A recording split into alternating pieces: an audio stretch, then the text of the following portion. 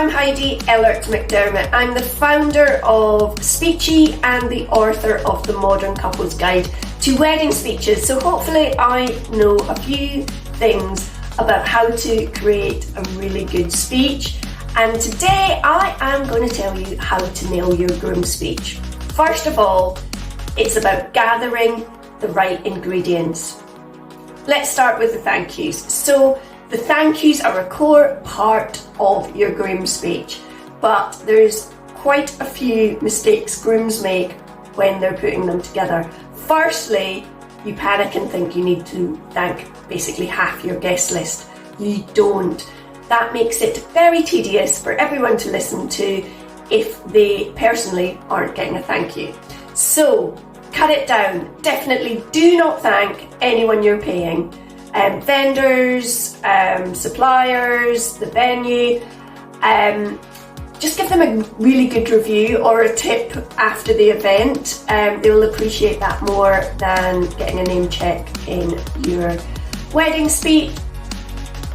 Don't need to name check everyone who's travelled far, but definitely an overall welcome to everyone and the effort that they've made to get there is important.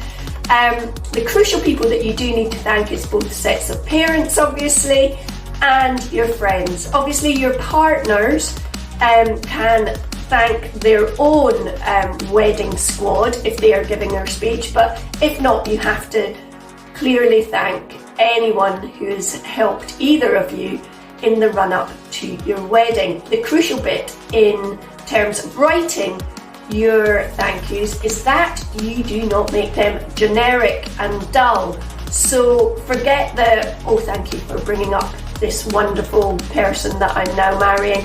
Instead, be really specific about what you like about these people. So maybe you really appreciate your mum-in-law's Sunday lunches, or the fact that your parents didn't tell you off too much when you broke their window. Whatever it is, make it specific. Ideally make it funny as well as sentimental, so that it is of interest to everyone.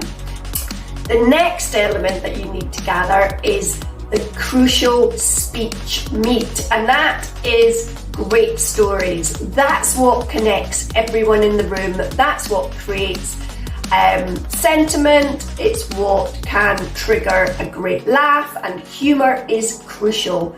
Now, a lot of people I speak to, grooms, they'll say we haven't done anything significant, nothing particularly funny, but just take a moment to observe your relationship in action. Look back at those times that you met, your first date, the getting to know each other stage, and I swear there will be something that is unique to you and is funny and gives people an insight into your relationship. It can be the classics of she wasn't that interested in me, or we were clearly very opposites, or whatever it was. Just bring it to life with good stories. Avoid Googled gags at all costs. Basically, if your joke or icebreaker could be said by another groom in their speech, it shouldn't be in yours. A lot of these gags I see often and they make me cringe. And a lot of people do go to many weddings, so even if it's new to you, it probably won't be to half your audience. Then you can go on to structuring your speech. Now, at Speechy, we do this a bit differently. A lot of grooms make what we think is a mistake in starting with their thank yous, and often even tributes to the dearly departed. Now, we think this is a bit of a damp squib when it comes to speeches. What you really want to do is hook people in, get them engaged from the get-go, and if you're not getting a personal thank you, then it's really easy to tune out. It's also easy to think this is just a typical wedding speech where people's just running through the motions. So start strong. Your first sentence needs to be different from the get-go, and then you need to be telling stories. I dedicate at least half your speech to good old-fashioned storytelling at the beginning.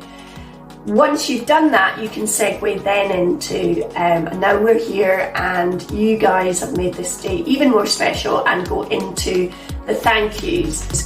Then do the dearly departed toast, because if you're doing it earlier, it's very hard to move on to more comedic and light-hearted material afterwards. Then the final portion of your speech, maybe the final fifth, needs to be a good solid chunk as a really sentimental and meaningful tribute to your partner. Just be specific. Look at the everyday interactions you have. What are their quirky little habits that make you smile? What are the things that only they do?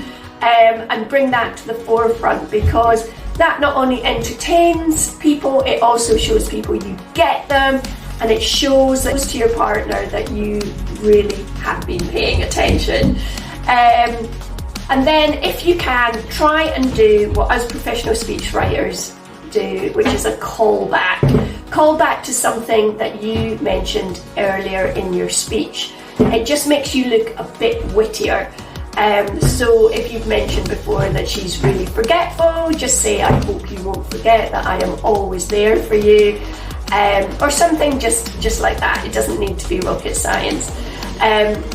For more tips on how to create comedy and sentiment that is original to you and your relationship, I'd look on the Speechy website for more tips, or get yourself my book, The Modern Couple's Guide to Wedding Speeches. I think we've got about a dozen speech examples in there, and also it gives you the questions to ask yourself to pull out the reasons that you love your partner so much. Because let's face it, it's really hard to describe love without resorting to cliches. But in the book, it will give you really specific questions that will help you look at what makes your relationship and love unique and individual. And once you've got those questions, it's easier to come up with the goods. So good luck, you'll be fine, and hope this advice has helped.